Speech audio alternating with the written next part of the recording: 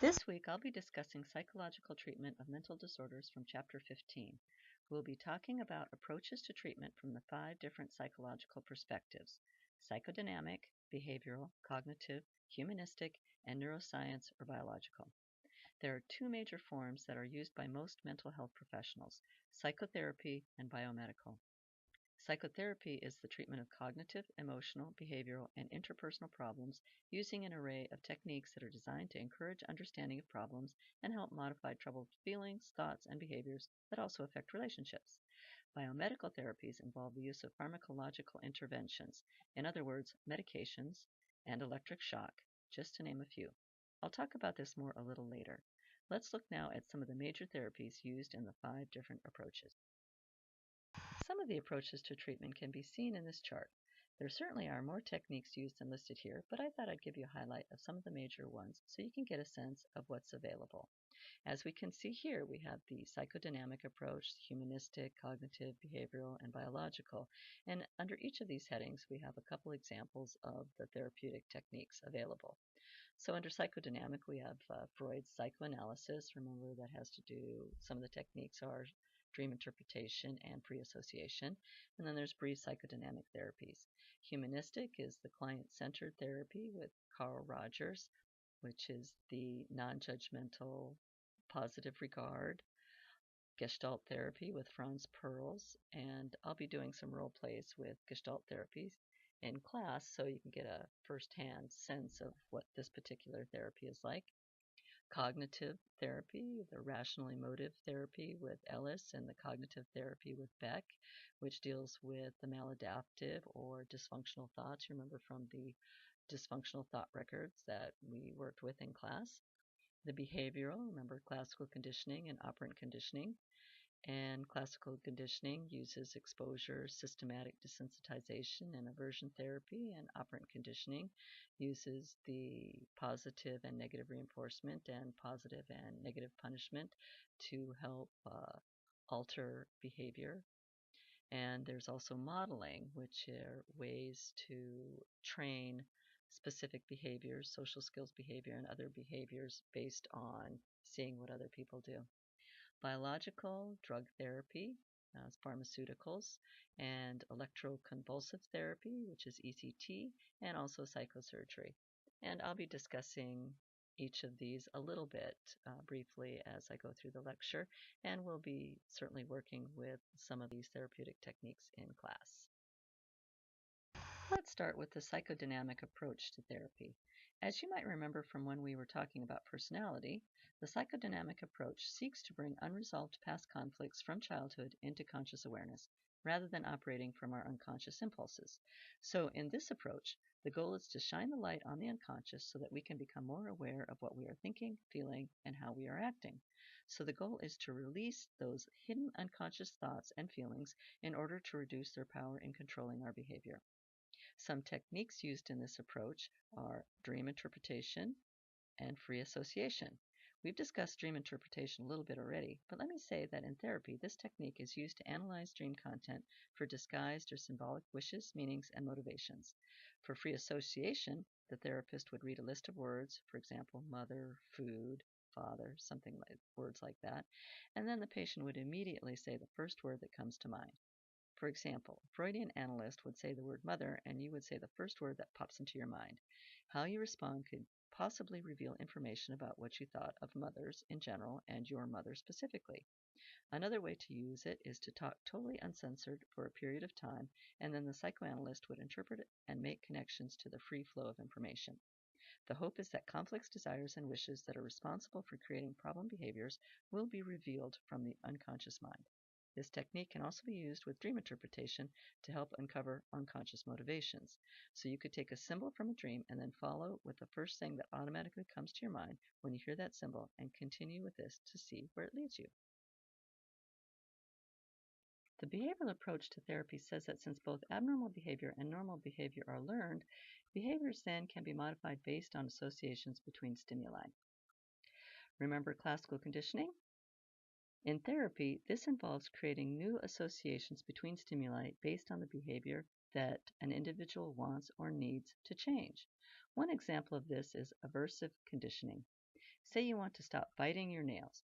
You might pair the behavior of nail biting with an aversive stimuli like a bad tasting solution on your nails or the pain of rubber band snap when you notice your nail biting. A woman I knew who wanted to quit smoking noticed that she always lit up a cigarette when she got in her car, usually after a stressful day at work. So she saw that there was an association between getting in the car and smoking. She modified her behavior by using a lollipop when she got in the car instead of lighting up a cigarette. With this information, she was able to find other areas where she smoked and made changes there as well. She is now a non-smoker based on making some small changes to the stimuli in her environment.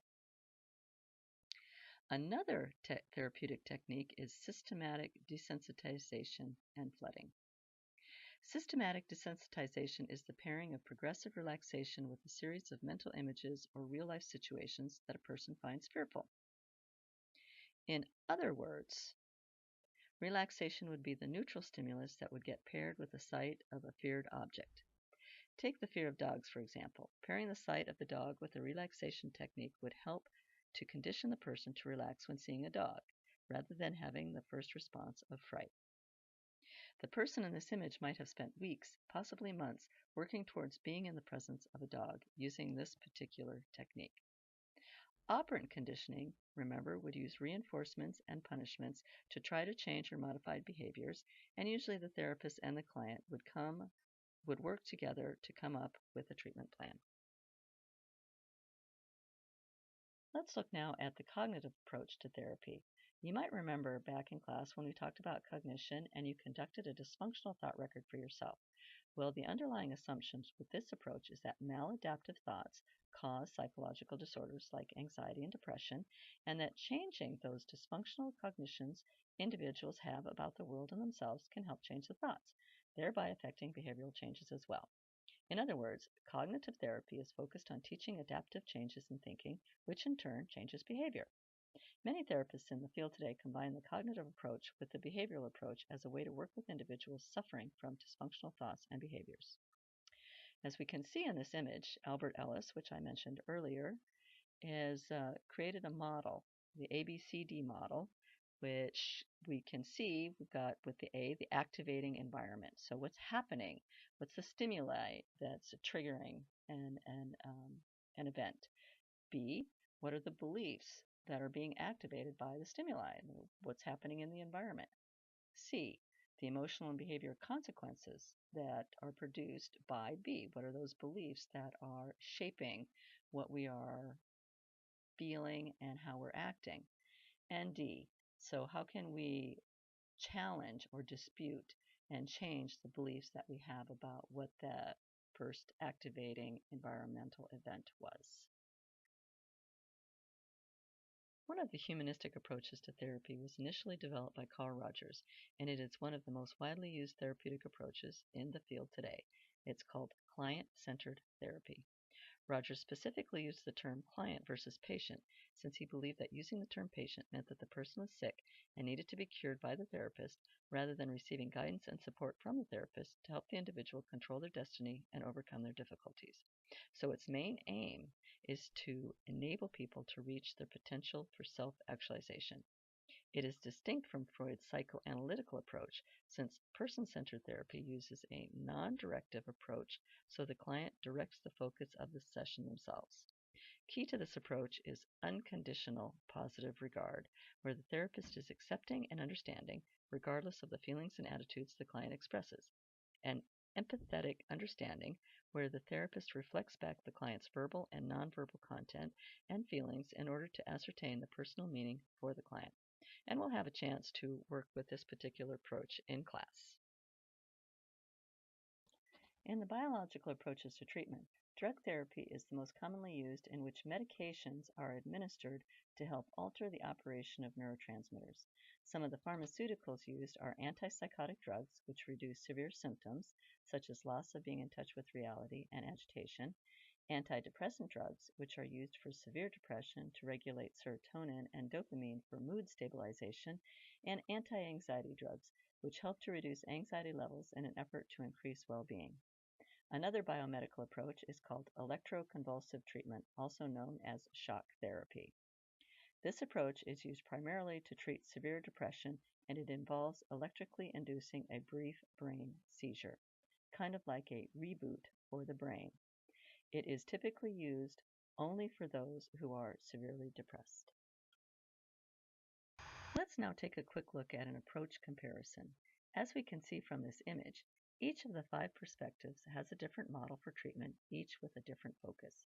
Since we've been discussing the 5 perspectives throughout the semester, you can see here how each approach aligns with its core assumptions. For example, the treatment method from the behavioral perspective is based on learning new behaviors, and the cognitive method in identifying and changing dysfunctional thoughts. Each of these treatment methods has its pluses and minuses, so sometimes it's helpful to combine a few, such as when individuals take an antidepressant drug along with some cognitive behavioral therapy. It's helpful to have as many tools in the toolbox to help repair and restore healthy daily functioning. There are a number of different forums in which to receive treatment, like group therapy, couples therapy, family therapy, self-help groups, individual therapy, just to name a few. I'll be giving out some handouts in class and that describe some techniques that you can try out for yourself. And we'll also be doing some role plays and exercises as well. Okay, that's it for now.